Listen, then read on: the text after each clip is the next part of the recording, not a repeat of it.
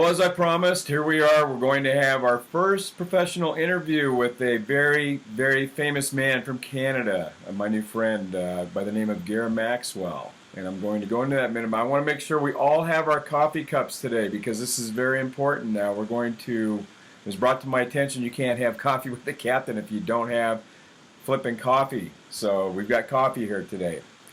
So I want to introduce Gair real quick. And he's been one of the top speakers in Canada here for quite a few years now. It looks like he's spoken over to probably 100,000 people. And is that right, Gair? 100,000? It's got to be up around there, if not more. Yeah.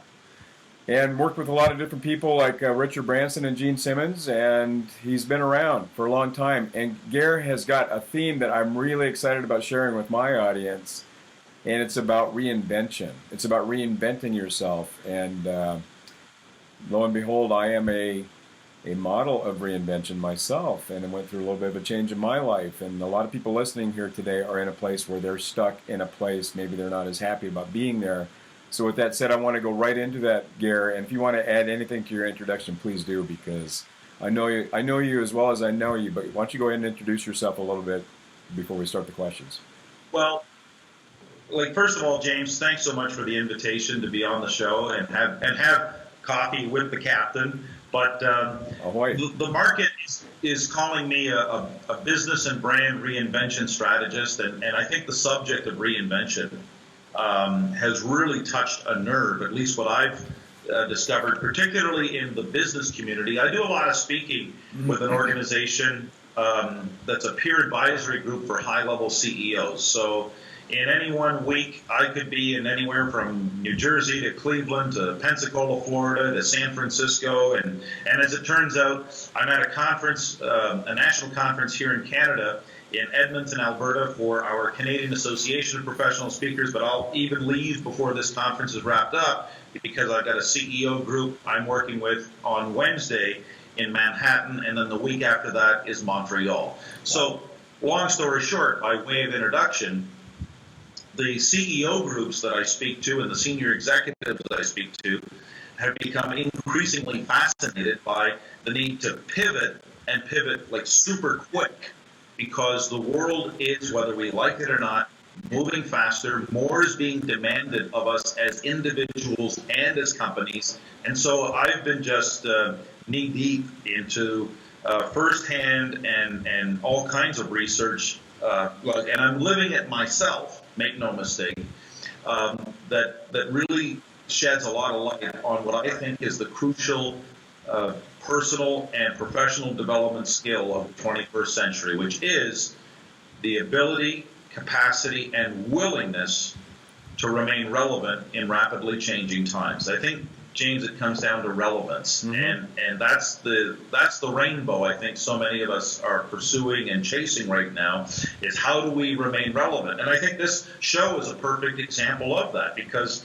in the 20th century, you and I could never have communicated on this platform, this wonderful platform like Skype. Yeah, and just by you and I communicating, right? And just by you and I communicating some of these thoughts and ideas, well, we never know who's actually watching this that might be inspired by the fact that we're using a very relevant platform, in this case, Skype, to share some of the ideas and the thoughts that we're going to cover today. Yeah.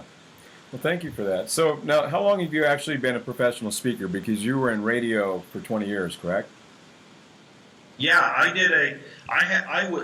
was in a cocoon. I always like to say I lived in the professional equivalent of the boy in the bubble. So my entire working life for the better part of 20 years was in a radio booth or a TV studio, right out of 1 year of community college, where I took radio and television broadcasting arts. So my background is that of reporter, journalist. I covered things like school board meetings and murder trials and city council meetings and political rallies. And along the way, I wound up doing a lot of sports casting. I did over 1,000 games of play-by-play in pro hockey's equivalent of AAA, the American Hockey League, which has, so I worked with affiliates of the Calgary Flames and the Winnipeg Jets, among others. And I know for my hockey experience, like Portland has a great Western junior team called the Portland Winterhawks, and I think the Seattle Thunderbirds might even still be alive out in the Pacific Northwest, but I digress.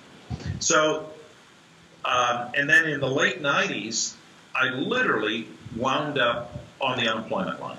And it's the classic story of the guy who is broke, busted, and has no clue of what the future holds. And so, you know, and I won't get too deep into the nitty-gritty of it, but I wound up going off the deep end in terms of a completely unknown world called soft skills business training. I accidentally stumbled onto something, and I thought, well, this looks interesting, and it was and suddenly working in a boardroom or with small companies, small business owners and their people, it was very different from the isolated world of the media that I had been in. And so I worked in soft skills business training with small business owners and their companies for a few years. And then after a while, I started forming some original theories on how you create great differentiation in small businesses and things that just sort of took me down this road in the world of branding. So to fully answer your question, James, I've been 17, 18 years at this now. Wow. And, you know, I've been so fortunate that I get invited to speak as far away as, earlier this year, it was a 2-week tour in the United Kingdom. They want me back for 3 weeks next year. I've been able to get to places like Maui and Italy and every province in Canada. And I think now I'm up over half of America in terms of all your wonderful 50-plus states. So is exactly where I see myself. So you're like an idol to me, in a sense. I mean, a role model to look at and say, okay, here's Gair Maxwell, and we just met recently through a good friend, and yeah, it's very inspiring to see that for me. Well, I appreciate that, James, but let's be very real about this. If you'd have told me, okay, back when I was on the unemployment line, and oh, by the way, the news of the dismissal was plastered on the front page of the only paper in a 2-station town, okay? Just let's add more humiliation and embarrassment. That's not good. And all the things that go with such a terrible time in your life. But if you'd have told me back then that someday they're going to be flying you into like Manhattan and you're going to be on the 27th floor of an office building on 5th Avenue, and you're going to be speaking to a room full of CEOs who run companies that do over $100 million of business a year. If you'd have told me, what do you think I would have said to you back then, James? I would have been really questioning, A, your sanity, or B, wondering what type of crack cocaine you were on. Yeah, exactly. And I say the same thing in my talks when I'm talking to people, because it's a very similar journey. To come off the ocean as a captain and do that for 25 years, third generation, and then all of a sudden here I am, standing in front of a room full of people, and it's like in a million years, you never would have told me that in a million years. I would have thought exactly the same thing. You're crazy or on crack cocaine. Exactly, and this is one of the things that I've uncovered with respect to anyone watching, who's really serious about reinventing any part of their business or their career, is that there are lessons and truths that you picked up. I think you're a great example of that. You would have picked up 23 years on the high seas. Don't tell me you didn't run into challenges that needed to be solved. Don't tell me that you didn't figure out some timeless truths and some universal principles that could be easily adapted to anyone's personal or professional life. I don't think we give sometimes enough credit to our own backgrounds and our own wisdom that we've accumulated along the way, because part of the wisdom, I think, certainly for me, is that when I was an employee of these different broadcasting companies, was learning what not to do in terms of management or how things were run. And I'm sure you saw that as well, as you, like I said, sailed in the Pacific Ocean. Yeah, there were times actually, not to spend too much time on myself, but you're exactly right. I mean, there were times where there were life-threatening decisions that had to be made in the spur of a moment. And does that happen in a corporation? Well, you can do a lot of damage very quickly without the right direction and the right people at the helm. So. Well, no question. And one of my signature stories, if we want to explore deeply the theme of reinvention, because I am so blessed to get to travel so much, it was in March of 2015. I was in Rochester, New York, and my host took me around a little bit and shared some of the stories around the demise of Kodak. And this is the stuff, you would never see it in the paper or in the business magazines, but I think Kodak, for me, has emerged as the poster child of what not to do when it comes to reinventing, because they certainly had the ability to reinvent themselves, and they certainly had the capacity. Hey, let's face it, there was a lot of smart people that worked at Kodak. And when you sit back and give them the benefit of history and 2020 perspective, I mean, we're talking about an American institution. It was a 130-year-old company. At its height, Kodak employed something like 160,000 people. I mean, 60,000 were employed in Rochester alone, and then they go through, the terrible bankruptcy in Chapter 11, and today that company is a shell of its former self, and there's less than 3,000 people working for Kodak today. And my host was filling me in not so much on the financial details of that bloodbath, but it was the human carnage, the careers that were wrecked and the families split apart. And you can just imagine the upheaval that would have happened. And yet, we know that there was a lot of smart people that worked at Kodak. That we know. I mean, they had to have been brilliant. In 1975, Kodak owns roughly 90% of the rolled film market and the camera market. 90%. They're not just winning, they're killing it, they're crushing it. They've got so much money, they don't know what to do with it all. And yet, what happens? And I will ask my audiences this, James. So what happened to Kodak? And 90+% of the people will say, well, what happened was things like, the digital camera. Right? This is what happened to Kodak. The digital camera came along and basically wiped them out. Well, I wish all the answers were that simple. I wish they were that black and white, but they're not. And one of the things I communicate, and I think it's relevant to anyone watching, what happened to Kodak was totally on Kodak. Kodak. All you have to do is do the research and say, well, who invented the digital camera? Who invented the technology? And the truth is, it was Kodak in 1976. A guy named Steve Sasson actually came up with the original technology for the digital camera. He called it the filmless camera, I believe. And it weighed about 10, the original prototype weighed close to 10 pounds. And here he is showing it to the Kodak executives in 1976. And they passed because they were asking Steve Sasson, how long is it going to take to get this to market? And he says, given adoption rates and things that have been proven in terms of how, you've got your early adopters and your innovators and then your laggards and the majority. He says, give or take, it's about 15 to 20 years. And they passed and they basically, let it go. And I mean, because, and this is what I share, they thought they were in the rolled film business, and they thought they were in the camera business, but the truth is they were really in the memory business. So I think any story of reinvention starts with things like perspective. What business are you really in? What career are you really in? And how does it affect the end user? You and I, as end users, we didn't care about film. We just wanted the memories. You see, they were. I make the joke. I make the joke once in a while when somebody will take my phone to take some photos of me and my friends or whatever the case is, and I'll say, "Be careful, don't use all the film," and they have to stop and think about that for a second because it's still in our minds that film.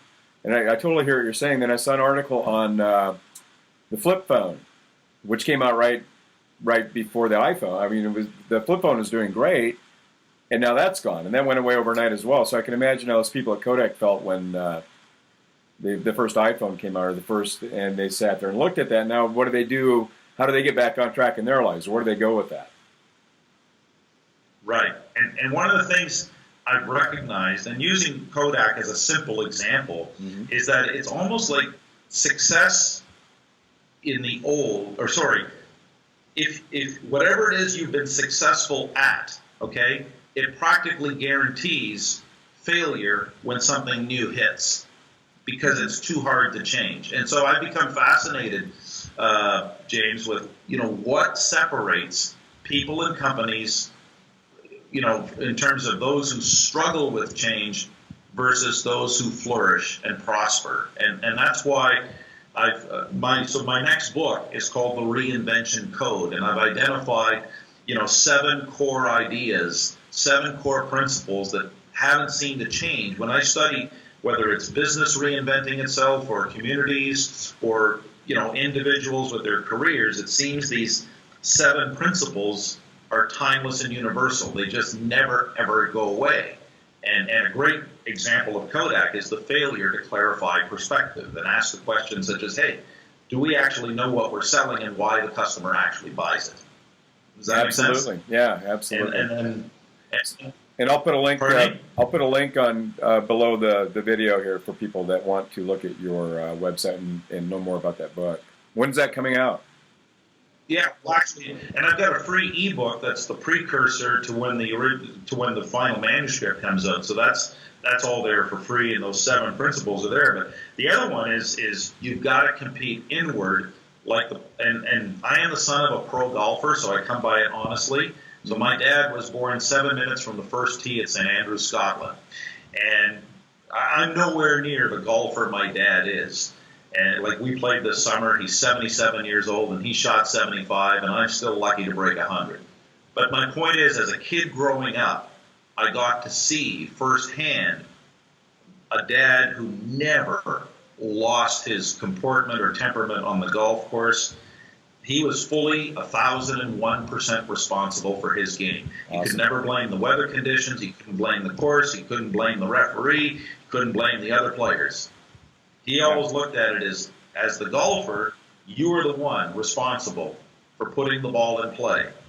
After that, what happens? It's totally on you. And I think it's the greatest metaphor of really what life is, too, and what business is you can't blame the economy, you can't blame the recent election, you can't blame all of the things that people love to blame, which is the traffic tie-up in Bend, Oregon at rush hour, or whether or not the Portland Trail Blazers are having a winning season. I mean, these are factors beyond control. And it would be no different than the captain. You can't blame the rough seas. You got to adjust to the weather conditions. I used to find, believe me, there was way more than that. I mean, I remember finding, there was a time in my life where I found so many excuses of why things happened to me. And it wasn't until I started to realize that life didn't happen to me, it is happening for me. And I started to realize that and started to understand that I had to go with these punches. I had to quit making excuses of why I couldn't succeed. And looking back at that, and that leads me to my question. Next question is, what would you tell somebody, say a Kodak person, or what would you tell somebody as far as reinvention goes, if they woke up tomorrow morning and they found out that they're laying off the entire company? I mean, or a portion of the company. Sure. Yeah. What would you say to that person? Yeah, James, that is a great question. And what I would say, if it happens out of the blue, here's the thing. If it happens out of the blue, in other words, someone's been blindsided, it's because it's already too late in a certain respect. It's not hopeless, but I think now today we're at an age with today's technology and the velocity of change that's happening. We have to be fully responsible for 2 careers. The one we're working on now and the one we're always building for the future. Yeah. Just like every company. I call it, with companies, I say it's old factory and new factory. Today you're working in the old factory, and that's the factory with its products and services that are producing the revenues that keep the machine going. But if you think that old factory is just going to keep continuing on to infinity, I mean, you're delusional. Yeah. So you always have to be one foot in the old factory, but always another foot is always building the new factory. So even as you and I are having our conversation today, you can already figure out then that no matter what you see on my website today, for example, or what I'm doing today, there's other projects that are ongoing, and they never stop, by the way. They're always going in terms of we got more stuff coming because we always have to be moving to the new factory constantly. So, but let's get back to the blindsided question. Okay, you didn't know about old factory, new factory, and you don't know that you're responsible now for not one career but two. Or does that make sense? Yeah. Now you've been blindsided. Well, what do? You've got a certain amount of time to grieve and mourn and lick your wounds. Okay? But you can't do that for very much longer. Yes, you get a certain amount of time, but you've got to go back to being the student. And what happens, what I've identified, is that a lot of people who are in, let's say, 15, 20, 30-year careers, let's just say, what happens is that they start to, again, get lulled into a false sense of security, thinking that they actually have 25 or 30 years experience, when on closer inspection you realize might be just 1 year experience repeated 25 or 30 times. And now you're in a jackpot. Mm-hmm. Now you're cut loose and you got to look for something to do, which means and this is one of the core principles that I identified, you actually got to be willing to climb down. You got to go down the ladder. In corporate America, or even up here in Canada, when we equate success metaphorically and in our brains, we always think of it as a ladder. And what do we always, from the time we graduate high school or get out of post-secondary, what do we do? We're trying to climb the ladder, and we're advancing our careers. And we see anything down the ladder as what? Failure. It's a setback. It's, I can't do that. And you hear it from others. Right? Yeah. I just got on that note, I just got off the phone with a cousin I haven't talked to in, probably 7 years, and just love her dearly. And we're just living our separate lives, going through life. And she paid me a tremendous compliment. And I said, you know what? For the fact I've reinvented myself. And I said, you know what? I'll just tell you that meant so much to me coming from her in particular, because she's a hard charger and she's somebody, but I've heard it, and people will hear that. So if you have somebody that is in for instance, I was in a family business. I'm third generation fisherman, and to walk away from the fishing industry, Gair, is a very hard thing for me to do. So many of us have been told that our destinies are based on, carrying on the family name or the family business, and taking care of that, and this responsibilities put on people. What would you say to somebody that's tired of being in that spot and they just decided, hey, I feel something else inside of me. I want to pursue, and they're going to take the flack. So what happens when friends and family start criticizing you and walk away? That's a great question, because I've talked to people who feel that too. But we are the authors of our own destiny. Yeah. And so, just to finish my earlier thought on climbing down, I say there's, with any longer careers, and I know of a situation in another family business back where I'm from in Eastern Canada, that the climb down is leaving the perch of arrogance and getting all the way back to being the student, and being open to whatever new learnings or ideas are out there. Like right now, today, I'm at this conference so I can be a student all over again. I'm going to sit in a class and take a bunch of notes, okay? And so someone who feels the yoke of, let's say, the heavy burden of a family business, well, okay, great.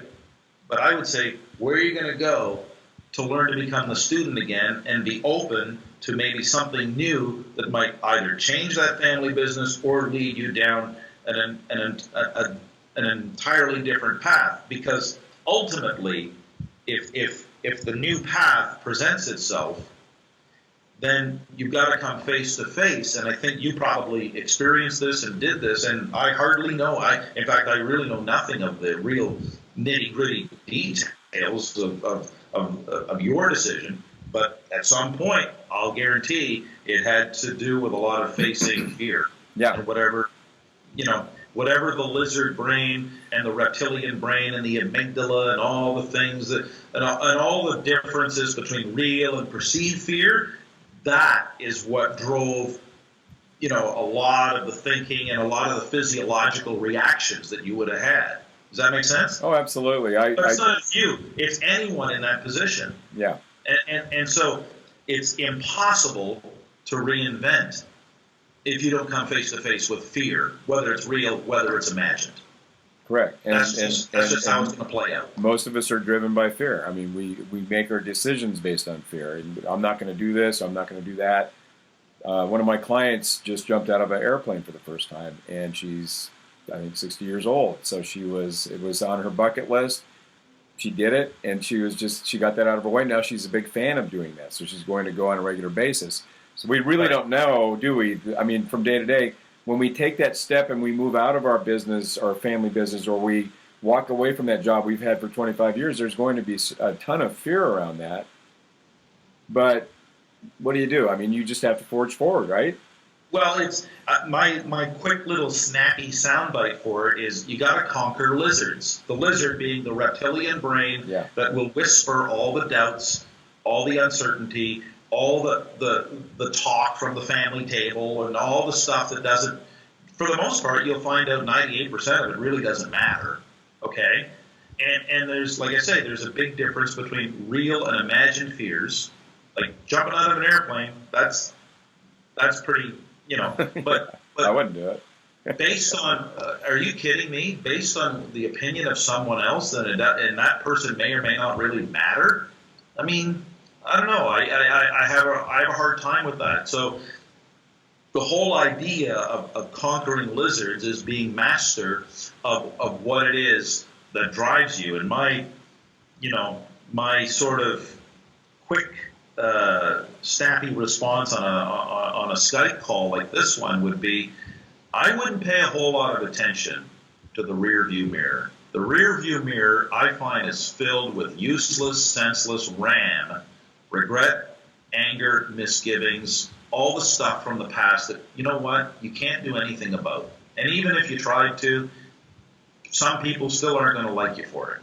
Yeah, absolutely. But the front windshield, does that make? Yeah. So the front windshield, I think, is full of potential and opportunity and possibilities, and that's where I think, as we look forward to 2017 and beyond, I think more than ever we got to be, whether it's our business or whether our careers, we got to be on the lookout for what's on the front windshield. Like through the, it's a simple metaphor, but it's effective. It's look out the front windshield and see the wide open roads. You only glance, but if you spend too much time stick with your eyeballs glued to the rearview mirror, what's going to happen? You're going to crash and burn. Right. And one of the rules of Russian auto racing is no rear view mirror. There you go. Yeah. I'm Russian. So, like I said, I just think that you can only pay attention to the feedback of others so much before ultimately you got to make decisions that are in the best interest of you and your family. That's right. So again, tell me the name of your book right now. So the book that I released in May of 2010, I just happen to have a copy right here. That's amazing. Just look at, who knew? It's like magic. That this opportunity would present itself. So I released this book. It's called Nuts, Bolts, and a Few Loose Screws back in May of 2010. It was my first book, and it's one of those things where you look at it as an author and you say, over time you look back and you say, well, geez, I wish I'd have done this or wish I'd done that. And you know what? I'm still proud of my first book because, hey, it was my first book and I got it out the door. And I would have gone through, don't think there wasn't some anxiety and some misgivings that went into writing it. But now that book, and I tried to make it as timeless as possible, and I think some pieces of it still do withstand the test of time. But the book that I'm working on now, it's called The Reinvention Code. It's how to unlock the secrets to recreate and reimagine the business and the career and the life that you deserve. And so it's still I'm still finalizing the manuscript. I'm still collecting stories. Like, I've got people that are sending me stories based on the ebook that I've got on the homepage of my website. So here's how it works. It's turning into there's a bit of an online community coming together around this on the subject of reinvention. And so here's it's not strategy, it's just my idea. I thought, what if I do this? I'm not ready to release the book yet. I still think it needs more work, but I'll take the core, the 7 elements. I'll take the core, I'll put it on the website. It's a free download. Someone's going to read it, and something's going to trigger a story about either themselves or someone they know that's actually gone through this. And so right now, that's what I'm doing, James. I'm actually collecting the stories so for instance, there's this family from Australia that wound up relocating to California because of one of their children was pursuing a career in the entertainment business, and they basically moved the whole family from Australia because of one kid. Well, that's an interesting story. There's the other story of the guy who's like 69 years old who finds himself at a crossroads. And so I want to stay away from celebrities and great. I've had the chance to share speaking stages, like you said, with Richard Branson and Gene Simmons, but I think more and more people want to hear stories about real people in real life situations and how they're working through this tsunami of change that we're all sometimes getting shipwrecked by, but also sometimes we're finding smoother water. And that's a fact. And your weekly show is called the Reinvention Chronicles, correct? Yeah. So I've got this weekly blog, and and I think Reinvention Chronicles is a more poetic way to say blog. Yeah. But what I'm doing is I'm finding these stories of reinvention and I'm posting them in these chronicles, and I would say about 80% or so of my postings tend to be on video, because I think online video is one of my commitments to reinventing myself. Even though I've got a background from years ago, I found the shift to doing online video was dramatic and to be honest, very difficult. And so it's a way of forcing myself out of certain comfort zones to get used to a new way to communicate, which I think is the way of the future, by the way. Oh, and the funny part about that is Facebook has already stated that they're probably going to be 100% video within the next 5 years. I talk to people on a regular basis, and my clients, if you're listening to this, you know who I'm talking about. And they know the need to do this, and they just don't seem to they don't want to see their face, or whatever that looks like. They're uncomfortable with it. We all have to go through that. And in that spirit, let me share this with your clients. On the one hand, you would think a guy with 20 years of radio and TV broadcasting, it would be easy. I can assure you it's not. And if you went back and looked at my very first posting, I started posting video blogs in July of 2015 after we moved halfway across the country. And so I just found it incredibly difficult because somehow you had to be human, but you just had this device called an iPhone or a flip phone or whatever it is you were shooting the videos on, and then so it was a very strange thing. Yeah. And even now, a year and a half later, I realized, wow, this is a learned skill. My point is for your clients, James, is that just because someone in other words, no one's got a head start. Everyone starts from the same place, feeling awkward, feeling kind of out of their element, feeling like this is really hard or whatever. But like we talked about earlier, hey, it's all part and parcel of the reinvention process, which is conquer the lizards, climb down, be humble, be a student, be okay with walking through the path of uncertainty. And I'm so glad I did. I can say that because you and I right now in this moment are living proof of that, because I got through, because all those video blogs I did through 2015 and the early part of 2016, that's how I wind up meeting you. And then didn't you see something, 2 or 3 weeks ago about a realtor, imagine that, a 29-year-old realtor who is blowing up a traditional category through online video. And isn't that the reason why we're doing this show today? You know, I work with a lot of realtors. I work with a lot of people that have they're in a professional business, and you're exactly right. Just getting out there and doing it and being authentic and letting your actual self come through and be proud of your heritage, be proud of your past, and toot your horn. And so many of us, I came up with a saying yesterday. I don't know if it's mine or not. Maybe I heard it somewhere, but modesty is the veil of humility. And we need to not be as modest sometimes and be proud of who we are as people, right? Right? I mean, we've all got something to offer. Yeah, and I'll actually piggyback on that. We've got to be ready to embrace our own story. Yes. We've all got a story to tell. And a story not shared has no value if you keep it locked inside you.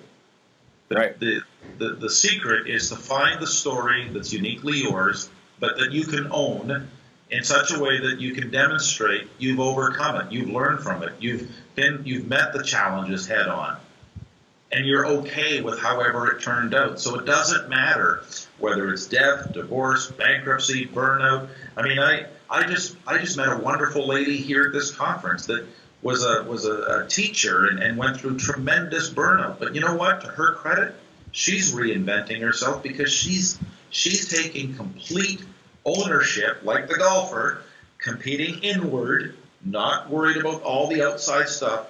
And Joyce is reinventing herself because she realizes the factors that she did to contribute to her burnout. So my point, and so in doing so, what she's doing, and anyone can do this, she's changing her own narrative. Right. And so the story of tragedy has now become a story of triumph. Does that make sense? Absolutely. I talk about the fact that whenever we would leave on a fishing trip or a long journey, 1,500 miles, when you leave port, if you're 2 degrees off or 1 degree off, by the time you get to where you're going, you're going to be 100 miles away from where you're supposed to be. So if you don't rejigger your course once in a while, get back and make sure that you stay on course, then absolutely, doesn't matter what you're doing, you've got to stop and take a break once in a while. I just left an event with 10,500 people. It was a Tony Robbins event.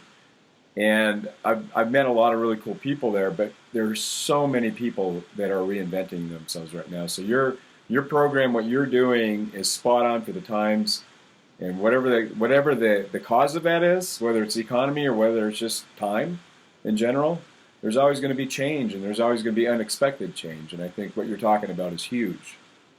Well, I really appreciate the chance to do this, James, and I congratulate you as well on the work you're doing out there in the Pacific Northwest. And I got to run now, but I hope we get to do this again sometime. Absolutely. And I know you've got a bright future with this stuff, and you're doing great work. So keep it up. I could talk to you forever, Gair. So so people remember your name? How did you explain to me one time? I want you to do that for them. How do you? Oh, sure. So from what I can tell, from what I've gathered, there's only 2 of us in all of Canada with my name in terms of its spelling. So it's Gair. It's Gair. You're on the air with Gair, who used to have hair. At one time, he worked with Ric Flair. So and it only took me the better part of 40 years to figure out that was a way to help other people with an unfamiliar pronunciation. Yes, perfect. So, Gair without so the hair. in that sense, and so the funny thing is I hated the name as a kid, because you hated being that kid, James, in the classroom where the supply teacher would always screw up the name and then all the other kids would laugh, right? You just hated it because you'd get all kinds of grotesque interpretations of the name. And then, so it was my dad's middle name, and my mom really liked my dad's middle name, and it's Gaelic in origin and all. But guess what? Here I am, mid-50s? And I'm thankful for my mother and father for that name, because I'm the only one on Google. That's exactly right. You type in Gair Maxwell, boy, I don't need search engine optimization to be #1 on Google with that. automatic search optimization is perfect. Exactly. All right, well, have a great convention. Thank you so much for coming on the call, and we'll be in touch. Always a pleasure, and like I said, keep up the good work, and always a treat to have coffee with the captain. Absolutely. Have a good one, Gair. You too. Bye-bye.